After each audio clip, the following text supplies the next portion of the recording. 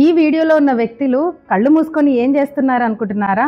వీళ్ళు చేసేది విజువలైజేషన్, అంటే ఊహించుకోవడం. విజువలైజేషన్ రెండు రకాలు. ఒకటి డిసోసియేటివ్ విజువలైజేషన్, ఇంకోటి అసోసియేటివ్ విజువలైజేషన్.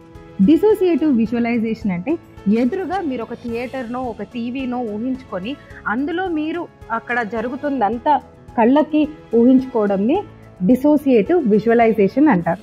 అంటే మీరు దూరంగా నుంచి ఆ పాత్రను చూస్తున్నట్టుగా అనమాట. కానీ చాలా స్ట్రాంగ్ టైప్ ఆఫ్ విజువలైజేషన్ ఏంటంటే అసోసియేటివ్. ఇప్పుడు వీళ్ళందరూ ఈ వీడియోలో చేసేది అసోసియేటివ్ విజువలైజేషన్. అంటే ఏంటి? వాళ్ళు అందులో ఒక పాత్రని పోషించడం, అందులో మీరు ఒకటి నటించడం.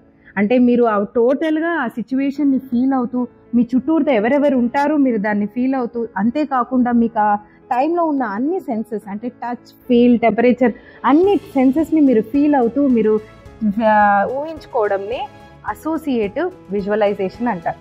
ఇప్పుడు వీళ్ళందరూ చేసేది అసోసియేటివ్ విజువలైజేషన్. ఓకే, సో రెండు పవర్ఫులే, అందులో అసోసియేటివ్ చాలా చాలా powerful. So try associative visualization. ఇంకా దీని గురించి టెక్నిక్స్ తెలుసుకోవాలి అనుకుంటే follow me. Definitely I keep explaining in my videos. So ఈ కంటెంట్ మీకు నచ్చితే don't forget to like, share and subscribe అండి. And see you all with more such content on manifestation.